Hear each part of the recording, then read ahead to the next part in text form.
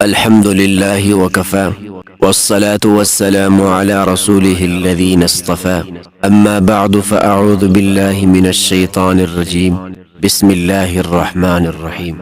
قابل قدر عزیز مسلمان بھائیوں، جس دور کے اندر ہم جی رہے ہیں، اپنی زندگی کا اختتام کر رہے ہیں، جس دور کے اندر ہم سانسیں لے رہے ہیں اور جس دور سے ہم گزر رہے ہیں، یہ انتہائی آزمائشوں، امتحان اور فتنوں کا دور ہے۔ اور نبی پاک صلی اللہ علیہ وسلم نے قیامت سے پہلے جو کچھ بھی ہوگا، جو کچھ ہونے والا ہوگا، اللہ کے نبی خاتم النبیین صلی اللہ علیہ وسلم نے ان تمام فتنوں، تمام آزمائشوں، تکلیفوں، مصیبتوں کے بارے میں پہلے سے پیشن گوئی فرمائی ہے۔ جو فتنے آقا خاتم النبیین نے بتائی ہے، اس کے علماء نے دو قسم بتائی، ایک ہے صغرا اور ایک ہے کبرا، علامات صغرا اور علامات کبرا۔ ایک بڑے فتنے ہیں، ایک چھوٹے فتنے ہیں۔ میرے بھائیوں، اگر ہم آس پاس نظر دوڑائے، دیکھیں، سوچے، غور فکر کریں تو آقا خاتم النبیین نے چھوٹے جتنے فتنے بتائے تھے وہ تقریباً مکمل ہو چکے۔ جیسے کہ بارش ہوتی ہے نا، زیادہ بارش شروع ہونے سے پہلے ہوائیں آ جاتی ہیں، بادل آ جاتے ہیں، پھر ہلکی ہلکی بارش شروع ہو جاتی ہے۔ اس میں حکمت یہ ہے کہ اللہ رب العزت بتاتے ہیں کہ اے میرے بندے، بارش ہونے والی کیا ہے؟ بارش ہونے والی ہے۔ جو چیز بارش سے خراب ہوتی ہے اس کو سائڈ پہ کر دے۔ آپ اگر گھر سے دور ہے تو گھر پہنچے۔ یہ جو ہلکی ہلکی بارش یا قطرے ٹپکتے ہیں، وہ حقیقت میں اللہ کی طرف سے مسکال ہے، خبر دینا ہے کہ بھائی خود کو سنبھالو۔ تو آپ نے دیکھا ہوگا جو غور فکر کرنے والے لوگ ہوتے ہیں، وہ اٹھتے ہیں، اپنی چیزوں کو سنبھال کر لیتے ہیں، خود کو امن کی جگہ کی طرف، گھروں کی طرف، کمروں کی طرف چلے جاتے ہیں۔ لیکن جو ہمارے جیسے غافل، کاہل، سست لوگ ہوتے ہیں، وہ خود کو سنبھالنے کے لیے اٹھ کے کھڑے نہیں ہوتے۔ پھر جب بارش کی وجہ سے نقصان ہو جاتا ہے نا، تو پھر ہم کیا کرتے ہیں؟ ایک دوسرے کو گالیاں، العیاذ باللہ، اللہ کو گالیاں، زمانے کو گالی، بارش کو گالیاں، کبھی ایک کو قصوروار ٹھہراتے ہیں، کبھی دوسرے کو قصوروار ٹھہراتے ہیں، پھر لڑائیاں، جھگڑے، اختلافات، بغض، حسد، نفرتیں، یہ چیزیں آ جاتی۔ تو اللہ کے نبی نے جو چھوٹے آزمائشیں، فتنوں کے بارے میں امت مسلمہ کو آگاہ کیا تھا، وہ آج کل تقریباً پوری ہو۔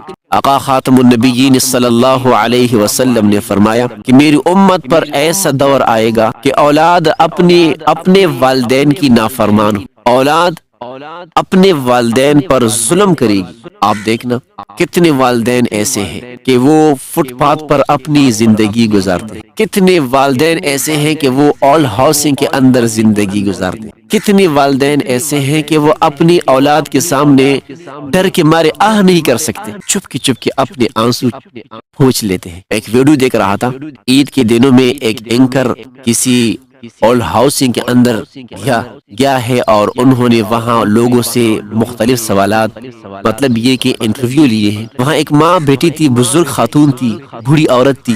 اس کے پاس جب یہ اینکر جاتا ہے، اس سے پوچھتا ہے کہ امی جی کس وجہ سے آپ یہاں آئی ہو؟ تو سنو اس اماں کی داستان سنی میرے بھائی۔ اماں نے کہا کہ بیٹا، میرا ایک بیٹا تھا، وہ کسی لڑکی کو پسند کرتا تھا اور اس لڑکی نے یہ شرط لگائی کہ اس شرط پر میں آپ سے شادی کروں گی کہ آپ اپنی ماں کو گھر سے نکالو، میں آپ کے ساتھ تب جاؤں گی کہ آپ اپنی ماں کو گھر سے نکالیں۔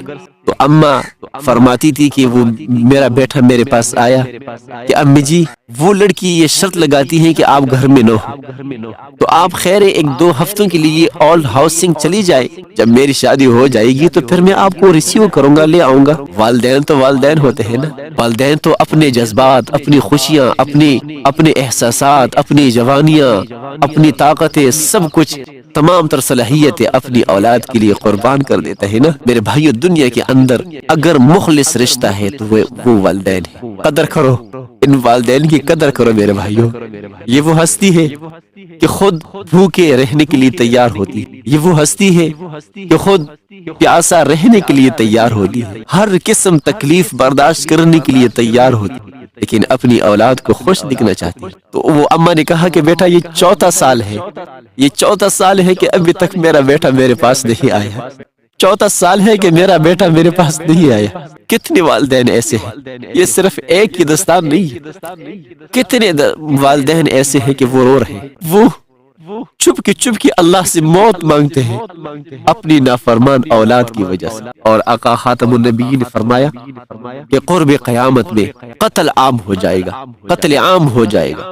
قاتل کسی کو قتل کرے گا، قاتل کسی کو قتل کرتا ہے، اس کو یہ پتہ نہیں ہے کہ میں اس مقتول کو کیوں قتل کر رہا ہوں، اور نہ مقتول کو پتہ ہوگا کہ مجھے کیوں قتل کیا جا رہا ہے۔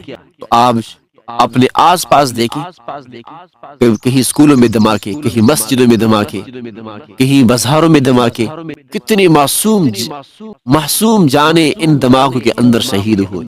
کبھی فلاں علاقے میں شیلنگ، بمباری، دھماکے، بم گراتے، کبھی فلاں علاقے میں بم گراتے ہیں۔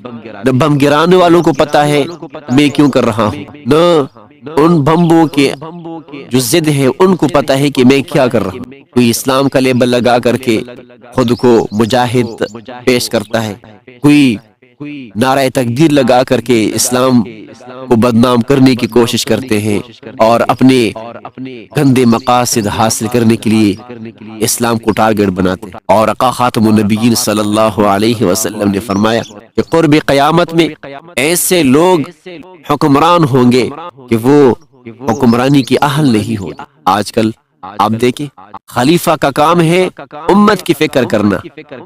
حضرت عمر رضی اللہ تعالی عنہ جب خلیفہ بنے تو روتے تھے۔ کسی نے پوچھا کہ لماذا تبکی یا امیر المؤمنین، اب کیوں رو رہے ہیں؟ تو فرمایا لو عثرت بغلة فی العراق لسألنی اللہ لما لم تصلح لها الطریق یا عمر، کہ اگر عراق کے کسی راستے میں گھوڑے نے ٹکر کھائی تو اس کے بارے میں بھی اللہ عمر سے، عمر آپ نے اس کے لیے راستہ ٹھیک کیوں نہیں کیا؟ وہ کہیں فرمایا کرتے تھے کہ کسی جگہ اگر کتا پیاس سے مر گیا تو اس کے بارے میں بھی اللہ عمر سے۔ تو یہ کیفیت تھی کہ راتوں لوگ آرام کرتے تھے، یہ راتوں کو گشت کیا کرتے تھے، لوگوں کی خبر گیری لیا کرتے تھے۔ وقت کے حکمرانوں کا کام ہے کہ وہ امت کی فکر کریں، اور ہمارے حکمران اپنی عیاشیاں کرتے ہیں، ان کو اپنی عیاشیوں سے فرصت نہیں ملتی۔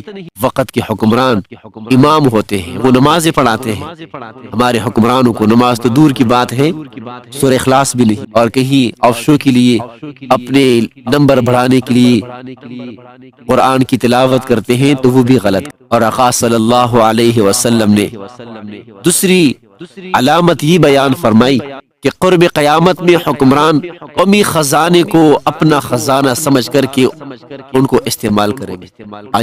آج دیکھنا قومی خزانوں سے جہاز خریدے جا رہے ہیں، قومی خزانوں سے لوگوں کو لاکھوں کروڑوں انعام دیے جاتے ہیں، ایسے پیسوں کو خرچ کرتے ہیں، قوم کا پیسہ ہے۔ جب حالات آ جاتے ہیں، مہنگائی آ جاتی ہے، تو اپنے عیاشیوں کو کم کرنے کے بجائے عوام کا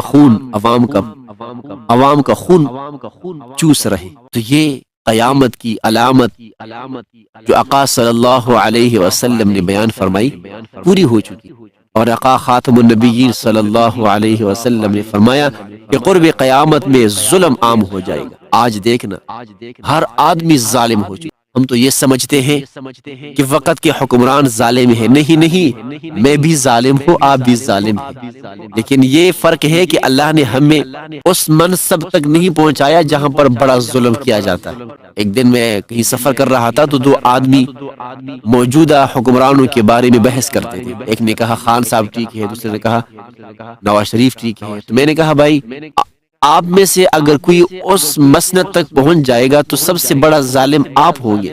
یہ اللہ کی مہربانی ہے، شفقت ہے کہ اللہ نے ہمیں، لیکن پھر بھی آپ جا کے دیکھیں اس دور میں ریڑھی والا بھی ظالم ہے۔ انہوں نے اپنے پاس بڑا شاپر رکھا ہوتا ہے جس میں خراب سبزی پڑی ہوتی، آپ کے سامنے تازہ خوبصورت سبزی فروٹ تول کر کے دینے کے لیے تیار ہو جاتا ہے۔ جب آپ دوسری طرف موڑیں گے دیکھیں گے تو جلدی وہ آنکھ چمکنے کے برابر ٹائم گزرنے سے پہلے وہ آپ کو وہ گندی سبزی، گندا فروٹ پکڑائے گا۔ ایسا میرے ساتھ خود ہوا۔